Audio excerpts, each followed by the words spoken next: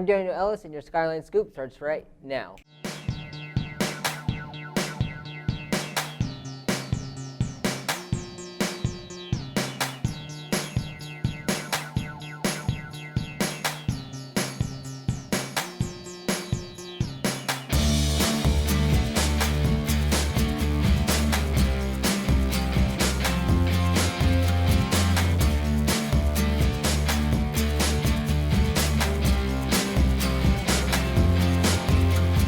Attention Raider Nation, any young ladies interested in trying out for the Lady Raiders track and field team, please see Coach JJ in the gyms.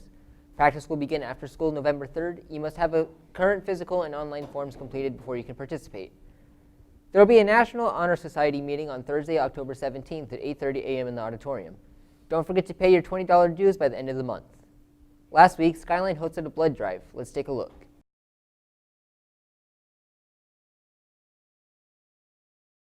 Hi Skynet, my name's Leslie and I'm here with Isaac Ortiz. and Monica Sanchez. Luis Garcia, and I'm a senior. Marcus Berartes Jr. And we are here at the blood drive today. Now, is it y'all's first time doing the blood drive? No, this will be my second time. This will be my third time. Are you guys like always nervous when you do the blood drive? The first time, not anymore. I was nervous the first time because I was like, what if I faint? But not anymore. Have you ever been afraid of needles? No. Yeah. How was it like when you actually donated your blood? I like donating blood because I like knowing that I'm helping to save lives. So that's why I've donated blood ever since I've been eligible.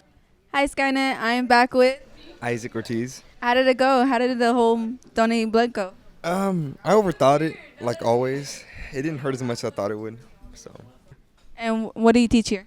I'm a JROTC instructor. Now, have you ever given blood before?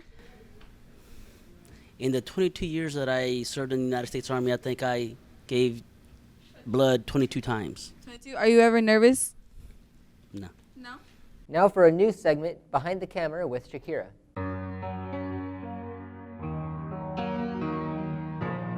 Hello, this is Shakira and this is your first interview of the year.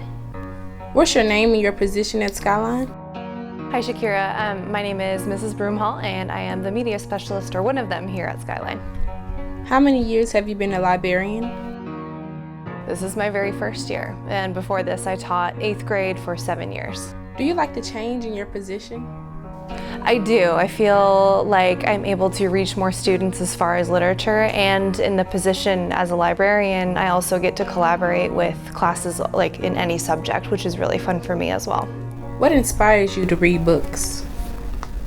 The adventure of it. I'm a product of divorced parents, and books gave me an escape when things got tough, and so that's what I seek when I read, is an escape from reality. So when things are stressful, you can usually find me reading a book. What is your favorite book? Ugh, that's a terrible question. No, I'm just kidding. My favorite book, I really like the book Unbroken by Lauren Hillenbrand. It's about a man named Louis Zamperini. It's all true. He was in World War II. He was captured after being at sea for 40 some days by the Japanese, and then survived the prisoner of war camps that he went through. So his whole story is just very inspiring, and his resilience is something that I think about anytime things get tough for me too. So it's a great book. You should check it out. And now for the weather. Hi, I'm Jackie. Welcome to Weather with Jackie. Today is Wednesday, October 9th. The highest will be 88 with a low of 72. Tomorrow's Thursday, October 10th. The highest will be 93 with a low of 55. That's all we have for today, Raiders. Catch us tomorrow for more weather updates. Now let's take a look at lunch with Edith. For lunch, our main entrees will be quesadillas, burritos, chicken nuggets, and the Dallas bowl. If the entrees don't interest you, there will also be pasta salad. For your choice of side, there will be vegetables, beans, strawberries, and oranges. To drink, we will have milk and juice. Have a nice lunch, Raiders. Now for Timely Topics with Liz.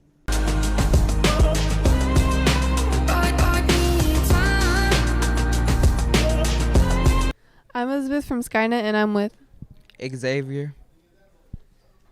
We're here to talk about the Amber Geiger trial, and what's your opinion on it? My opinion on the trial is I think she got what she deserved because, first of all, you killed an innocent man, and I feel like as a police officer, you practice the law, so you should know the consequences for a crime. Well, I think it's a terrible thing that's happened. Obviously, we lost a life, and no matter like who it was that was doing the shooting or who got shot, it's still a human being killed. Do you believe this was in any way a hate crime? I don't, and as an African American woman, I believe that there are a lot of hate crimes against us. But in this situation, I don't have more information on her. I just feel like I'm sorry, she was just stupid. Well, I don't think it's a hate crime. She might have just, I mean, it could have happened accidentally, but I don't think it was premeditated or anything like that. So I feel like any time in prison that she got, I feel like it was good enough because a lot of police officers commit crime and do not get the proper consequences for their crime. And so I feel like they made a good example out of her. I don't think you can put the blame on anyone. Obviously, she shot somebody, but I mean, there could have been different circumstances. You know, she was tired. She was, I don't know, she drank a little too much. At the end of the day, we lost a life, and that's what matters. I feel like it's definitely not the police station's fault because, I mean, when you have a job, you got to be ready to take extra hours, extra shifts, just in general. And I feel like it's not the apartment fault because, I mean, all apartments are built to look alike. And, I mean, it doesn't fall on the apartment's fault. You know what I'm saying? I feel like it's her fault because, I mean, if you live somewhere, you should know how your apartment is and you should automatically remember in your head where your home is. Is there anyone in particular you think should get the blame? No, I think Amber Geiger should get the blame. Now, I am hearing that there was conspiracy theory saying that she got treated differently because she's an officer. And so, well, the bias is there because officers took her in and they take care of their own. But she's totally to blame because she shot the gun, and I don't know if she tried to apply CPR either. So I've heard that too. I largely agree that it is her fault. I would like some clarification on, however, on how she was able to actually enter the apartment complex. That's kind of one of those things where I think to myself, is there something wrong with the locks that the apartment complex should have taken care of? Did the door not latch properly? I'm a little bit confused on how that happened, but ultimately it is very much largely her fault. And if it was an African American woman shooting an African American man, do you think that it would still be this big of a discussion everywhere? It should still be a discussion. She should have still gotten 10 years if it was a African American instead of a white lady. But I don't think we would have the protests going on, however. Do you think that this still would have been a huge story if it was an African American woman that shot an African American man? I mean, today's society, we sort of tend to overshow, like, if it's a white person killing a black person, rather than like the same race killing another race, and that's just the world we live in today. So you don't believe that this would have been a big thing? Well, I mean, I guess we could never know, but the most likely possibility is that it probably wouldn't have escalated as much as it has. All right, thank you. Now for your memes of the week.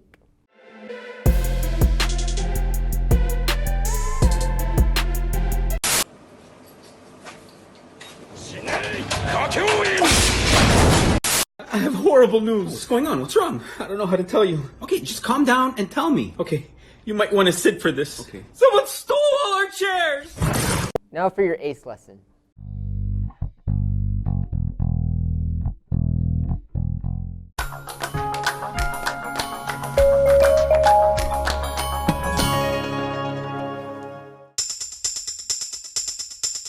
I definitely think that girls have more pressure to like make themselves look better online than guys. We're worrying about our image all the time, like at school too. Like you always want to look good. I think girls care about their image way more than guys do. Yeah. Like guys are all about being cool, but being cool for girls comes from your image more than it comes for guys. Yeah. If a girl posts a sexy picture, guys are gonna look at it. Yeah, it's inevitable. I have a guy friend and he will never post a picture of himself if he has a pimple on his face. I definitely think that they care, but they don't want to make it seem like they do, I won't put up a photo of me like just like being stupid or looking stupid, but like I'll put up a photo if I think it's funny, and I don't know if a girl will do that. They're trying to prove something to both people, like I look good in this picture, or I have a lot of friends or stuff like that.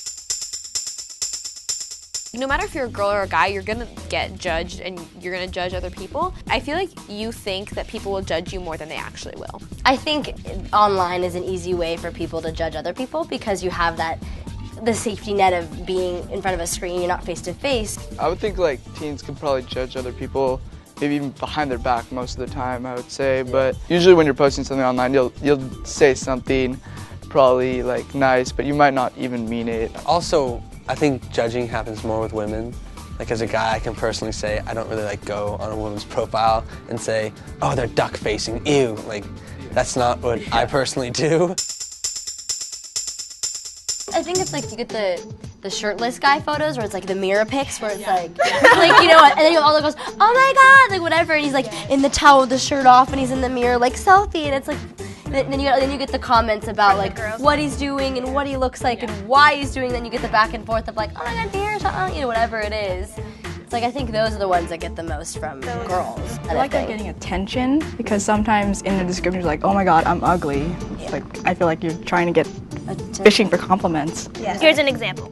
I wore this humongous afro to school and I thought I looked horrible in it. And then I took a picture and I posted it on Facebook and I got so much feedback. I was like, wow!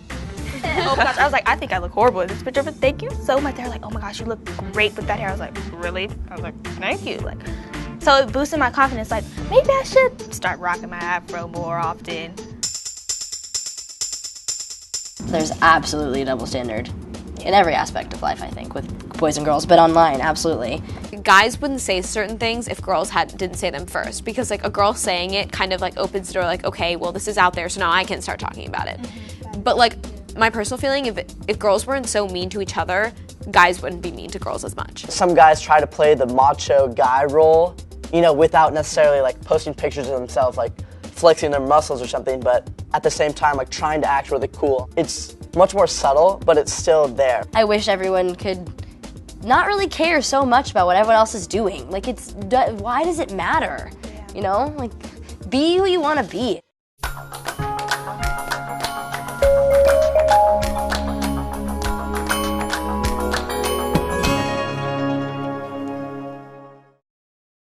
That's all we have for today, Raiders. Be sure to catch up on all things Skyline by following us at Skynet Broadcasting.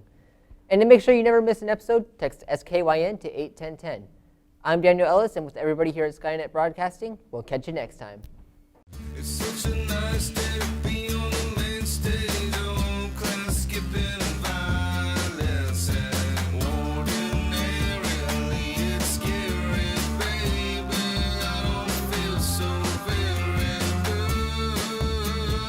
good, like you said.